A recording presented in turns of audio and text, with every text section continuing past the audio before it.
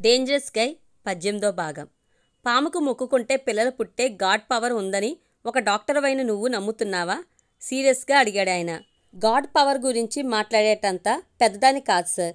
కానీ 2 పాములు ఇలా అల్లుకున్న అతిపెద్ద శిలా విగ్రహాన్ని చూస్తే ఆ భార్యాభర్తల్లో కూడా ఇంటర్నల్గా కొన్ని శృంగారపరమైన కోరికలు కలుగుతాయని మాత్రం ఖచ్చితంగా అనుకుంటున్నాను చెప్పిందామె.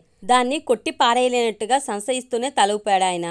పెళ్ళే 10 ఏళ్ళైనా పిల్లలు పుట్టడం లేదని హాస్పిటల్కి వస్తున్న ఎంతోమంది లేడీస్కి మా ఫస్ట్ క్వశ్చన్ వారంలో ఎన్ని రోజులు శృంగారంలో పాల్గొంటున్నారు అని. నెక్స్ట్ డైట్ గురించి. ఎందుకంటే పిల్లలు పుట్టని వాళ్లలో 99% ఒబిసిటీ ప్రాబ్లం. సో దట్ పీరియడ్స్లో రెగ్యులారిటీ లేదు. మేం చేస్తున్న అదే ట్రీట్మెంట్ని వీరనాగుడి గుడిలో చూశాను. బట్ దానికి వాళ్ళు పెట్టుకున్న పేరు ఫాస్టింగ్, ఉపవాసం. ప్రతిరోజు నైట్స్ ఫుడ్ మానేయాలి. మార్నింగ్ ఎర్లీగా నిద్ర లేవాలి.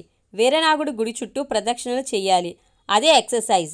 ప్రతి ఆదివారం కంపల్సరీ సుబ్రహ్మణ్యపురంలోని గుడికి వెళ్ళి ఏదో ఒక ప్రాణికి ఆవుకో పిల్లికో పిట్టకో ఆహారం పెట్టాలి. అది అన్నిటినీ అందరినీ ప్రేమించే మంచి గుణం కలిగి ఉండడం. పాజిటివ్ థింకింగ్స్ ఇవే సార్ పిల్లల కోసం అక్కడికి వెళ్ళే వాళ్ళందరూ తప్పకుండా పాటించాల్సిన నియమాలు. వీటన్నిటిలో ఇంటర్నల్గా మూఢత్వం కంటే రీజనింగ్, రియాలిటీ, ఒక బెస్ట్ ట్రీట్మెంటే ఎంతో ఎక్కువ కనిపించింది నాకు గంభీరంగా చెప్పింది మనీషా. ఎస్, అదే కరెక్ట్ అనుకోవచ్చు అన్నాడాయన. నా నమ్మకం మాటలా ఉన్నా ఇంకో ముఖ్య విషయం ఏమిటంటే సార్, నాగవీరు వాళ్ళ అమ్మగారు ప్రెగ్నెంట్గా ఉన్నప్పుడు రోజు ఆ గుళ్ళో కొంత సమయం గడిపి వచ్చేవారట. అదే టైంలో ఒక గోధుమ త్రాచు కూడా అక్కడికి వచ్చేదట. ఆ త్రాచుపాముకి ఆవిడ ఎంతో ప్రేమగా గుడ్లు పెట్టేవారట. ఆవిడికి పగలు రాత్రి ప్రతిరోజు ఆ పామే కళ్ళల్లో మెదిలేదట. ఈ విషయం నాగవీరు వాళ్ళ గ్రాండ్ మదర్ చెప్పారు అంది మనీషా. ఇది అసలు నమ్మశక్యంగా లేదే అని పెదవిచాడాయన. చిన్నగా నిట్టూచింది. నమ్మకాల విషయం ఎలా ఉన్నా హార్మోనల్ రియాక్షన్స్ గురించి మీకు తెలిసిందే కదా sir. It's also a psychological and hormonal reaction.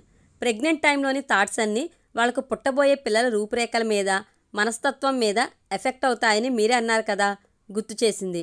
అన్నానులే కానీ అవన్నీ ఇంత ఎఫెక్టివ్గా ఉండవు మనీషా.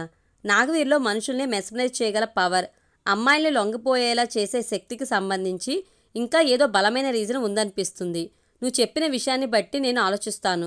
బట్ నువ్వు అతని గురించి ఇంకా డెప్త్గా వెళ్ళి కనుక్కుంటే నీకు మరిన్ని వివరాలు తెలుస్తాయి అనుకుంటున్నాను. చాలా వరకు వెళ్ళాను సార్.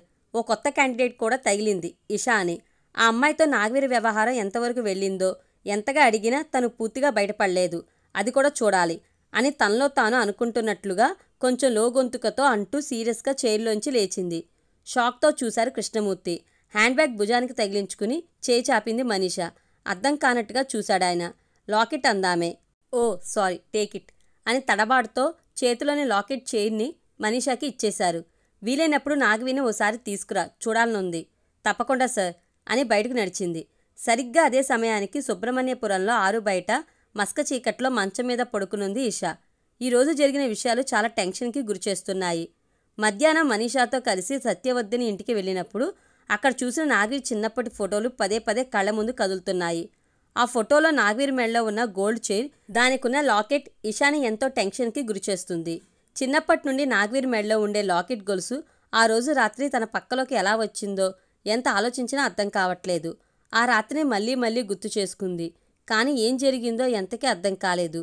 ఇప్పుడు అది తన దగ్గర లేదు. ఆ లాకెట్ చైన్ని డాక్టర్ మనీషాకి ఇచ్చేసింది. కనీసం అది నాగవీరిదని ముందే తెలిస్తే చెయ్యి జారినివ్వకుండా చూసుకునేది. అది ఒక విషయం అయితే, రెండోది నాగవీరికి 1 ఏడాది వయసున్నప్పటి ఫోటో. ఆ ఫోటోలో నాగవీరిని ఎత్తుకునే వ్యక్తి ఎవరో కాదు, ఈ సుబ్రహ్మణ్యపురానికి మాజీ సర్పంచ్ ఫణీంద్రరాజుకి తండ్రి. ఆ విషయమే ఇప్పుడు ఇషాని ఎంతో టెన్షన్ పెడుతూ నిద్ర లేకుండా చేస్తుంది.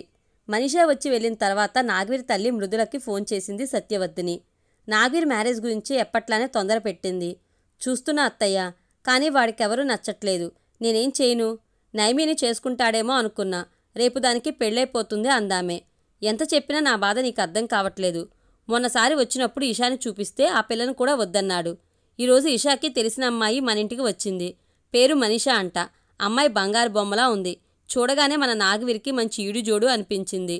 ఆ పిల్లే నాగవీరి గురించి, వీరనాగుడి ఆలయం గురించి విపులంగా అడిగింది. అంటే విషయం ఏదో ఉండే ఉంటుంది. విజయవాడలోనే ఏదో హాస్పిటల్లో డాక్టర్ అట. విషయం ఏంటో కనుక్కో అధికారంగా చెప్పింది సత్యవద్ధిని. మృదుల సరేనని ఇంకేవేవో విషయాలు మాట్లాడుతున్నా సత్యవద్ధిని మనసులో మాత్రం ఎందుకో మనీషా రూపమే చెక్కు చెదరకుండా ఎంతో గాఢంగా మెదులుతుంది. కానీ ఆ క్షణం ఆవిడికి తెలియదు. ఆవిడ గుండెల్లో ఎన్నో ఏళ్లుగా బయటపడకుండా దాచిన ఓ భయంకర రహస్యాన్ని మనీషా బయట పెట్టించేస్తుందని, ఆ రహస్యం వల్లే మనీషా ప్రాణాల మీదకి కూడా తెచ్చుకుంటుందని. పాపం ఆ క్షణం సత్యవతినికి తెలియదు. సాయంత్రం 5 గంటలు. ఆంధ్ర హాస్పిటల్లో డ్యూటీలోనే ఉంది మనీషా. కానీ ఆమె మైండ్ మాత్రం పూర్తి ఆబ్సెంట్లో ఉంది. సుబ్రహ్మణ్యపురం వెళ్ళి వచ్చి కృష్ణమూర్తి గారితో మాట్లాడిన తర్వాత నుంచి రకరకాల ప్రశ్నలు ఆమెను తీవ్రమైన ఆలోచనలో ముంచేశాయి. మైండ్ ఆప్షన్స్ని డిస్టర్బ్ చేస్తూ ఫోన్ రింగ్ టోన్ వినబడింది. డాక్టర్ సునంద నుంచి కాల్. ఓకే చేసింది. ఏంటి మనీషా, ఎక్కడున్నావు? నైమి నిన్ను అడుగుతుంది. కమాన్ త్వరగా రా. ఓ వస్తున్నా డాక్టర్. హాఫ్ ఎన్ అవర్లో వచ్చేస్తాను అంది. అప్పుడు గుర్తొచ్చింది నైమిషా పార్టీ విషయం. అంతే, అప్పటికప్పుడు ఇంటికి బయలుదేరింది మనీషా. ఇంటికి రాగానే పార్టీకి వెళ్లాలనే విషయం తల్లికి చెప్పి తను ఫ్రెష్ అయ్యేలోపు ఏ డ్రెస్ బాగుంటుందో ఆవిడనే సెలెక్ట్ చేసి ఉంచమంది. గత కొన్ని రోజులుగా కూతుర్ని గమనిస్తూనే ఉంది ఆవిడ. సడన్గా హాస్పిటల్కి లీవ్ పెట్టడం, ఎక్కడెక్కడికో వెళ్ళడం, లంచ్కి సరిగ్గా ఇంటికి రాకపోవడం, ఎప్పుడూ ఏదో ఆలోచిస్తూ సీరియస్గా ఉండడం అన్నీ కూడా గమనిస్తూనే ఉంది. ప్రాబ్లం ఏమై ఉంటుందో అడిగేద్దాం అనుకుంది. కానీ మనీషా ఎప్పుడూ తన దగ్గర ఏ విషయాన్ని దాచలేదన్న కాన్ఫిడెంట్తో, కూతురే తనంతట తానుగా విషయాన్ని చెప్పగల స్వేచ్ఛని ఇవ్వాలన్న అభిప్రాయంతో సైలెంట్ అయిపోయింది. 6 గంటలవుతుంటే రెడీ అయ్యి బయటకు వచ్చి కారు తీయబోయింది మనీషా. కానీ కారు టైరు పంక్చరే కనిపించింది. ఈలోపు మరో సీనియర్ డాక్టర్ రమాదేవి ఫోన్ చేసింది. టైరు పంక్చర్ అయిన విషయం ఆవిడికి చెప్పింది. నేను జస్ట్ ఇప్పుడే స్టార్ట్ అయ్యాను, రిసీవ్ చేసుకుంటాను అంది రమాదేవి. కొన్ని నిమిషాలకే డాక్టర్ రమాదేవి సెల్ఫ్ డ్రైవ్తో వచ్చింది. వెంటనే కారెక్కింది మనీషా. Looking gorgeous. నీకు పెళ్లిగల వచ్చేసింది అమ్మాయి. మ్యాచ్ ఏమైనా సెట్ అయిందా ఏంటి అని నవ్వుతూ కామెంట్ చేసింది డాక్టర్ రమాదేవి. అదేం లేదు డాక్టర్ అని నవ్వేసింది మనీషా. మరో అరగంటకి కారు డాక్టర్ సునంద బంగ్లా దగ్గర ఆగింది. ఫ్రెండ్ వయ్యుండి ఇప్పుడా వచ్చేది అంటూ రమాదేవిని చిన్నగా కోపగించుకుని వాళ్ళిద్దరినీ నైమి దగ్గరకు తీసుకెళ్ళింది సునంద. నైమి డ్రెస్సింగ్ మిర్రర్లో తను తాను చూసుకుంటుంది. నైమికి అపిరెన్స్ సెన్స్ అస్సలు లేదు. Please help to her Manisha అని మనీషాని రిక్వెస్ట్ చేసింది ఆవిడ. విత్ ప్లెజర్ అంది మనీషా. కానీ అప్పటికే అక్కడ 4 బ్యూటీషియన్లు, నైమి ఫ్రెండ్స్ అదే పనిలో మునిగి ఉన్నారు. హాయ్ మనీషా, ఎలా ఉన్నాను? మిర్రర్లోంచి మనీషాని చూస్తూ అడిగింది నైమి. నువ్వు రావే, బ్రైడ్ గ్రూమ్ ఫ్యామిలీని ఇంట్రడ్యూస్ చేస్తాను అంటూ రమాదేవిని తీసుకుని అక్కడి నుంచి వెళ్ళిపోయింది సునంద. సో క్యూట్ నైమి, నువ్వెప్పుడు బాగుంటావు, ఇప్పుడు ఇంకా చాలా అంటూ నైమి బుగ్గని సున్నితంగా లాగి వదిలింది Manisha. Thank you Mani, but ఇప్పుడు మాత్రం నువ్వే చాలా బాగున్నావు తెలుసా. ఏం కాదులే అని నైమి మెడలోని ఆర్నమెంట్ని సరిచేసింది. మిస్ మనీషా, కొంచెం ఈ స్టెప్స్ పట్టుకుంటారా? బ్యూటీషియన్ రిక్వెస్ట్ చేసింది. నేల మీదకి జాలువారుతున్న శారీ స్టెప్స్ని జాగ్రత్తగా పట్టుకుంది మనీషా. హెవీగా జర్దోసి వర్క్ చేసిన శారీని బెంగాలీ స్టైల్లో కడుతుంది బ్యూటీషియన్. చాలా అందంగా ఉన్నావు ఈ చీరలో అంటూ తలెత్తి నైమి ముఖంలోకి చూసింది. సరిగ్గా అప్పుడే ఆ రూమ్లోకి ఎవరో ఎంటర్ అయ్యారు. ఆ విషయం మెరుస్తున్న నైమి కళ్ళల్లో చాలా స్పష్టంగా తెలిసింది. హాయ్ అని ఒక్కసారే ఎంతో ఉత్సాహంతో, ఆనందంతో గట్టిగా అరిచింది నైమి. అంత ఉత్సాహం ఆనందం ఎవరిని చూసి అన్నట్టుగా నించుని వెంటనే వెనక్కి తిరిగి చూసింది మనీషా. అంతే, ఎదురుగా ఉన్న వ్యక్తిని చూడ్డంతోనే ఒక్కసారిగా ఉలిక్కిపడి ఒక్కడుగు వెనక్కేసింది. దాంతో నైమికి తగిలి పడిపోబోయింది మనీషా. మెరుపు వేగంతో రియాక్ట్ అయి మనీషా చేయి పట్టుకుని ఇంకో చెయ్యి ఆమె భుజం చుట్టూ వేసి ఆపాడు ఆ గదిలోకి వచ్చిన నాగవీర్. షాక్తో నాగవీర్ 2 కళ్ళల్లోకి చూస్తూ అలాగే ఉండిపోయింది. Hi, how are you? మనీషాని సరిగ్గా నిలబెడుతూ కళ్ళలోకి చూసి పలకరించాడు నాగవీర్. ఫైన్, భయపడుతూనే అంది. నాగవీర్కి మనీషా తెలుసా అనుకుంటూ హాయ్ వీరు, ఇప్పుడే వచ్చేది అని మధ్యలో కల్పించుకుని పలకరించింది నైమి. జస్ట్ కొంచెం లేట్ అయింది, ఫినిషింగ్ టచ్లో ఉన్నట్టున్నావు, మళ్ళీ కలుస్తా బాయ్ అనేసి చకచక అక్కడి నుంచి వెళ్ళిపోయాడు నాగవీర్. అంతే, నాగవీర్కి నైమి కూడా తెలుసా? పిచ్చెక్కిపోయింది మనీషాకి. నాగవీర్ నీకు తెలుసా? ఇంకా అదే డౌట్తో ఉన్న నైమి మనీషాని అడిగేసింది.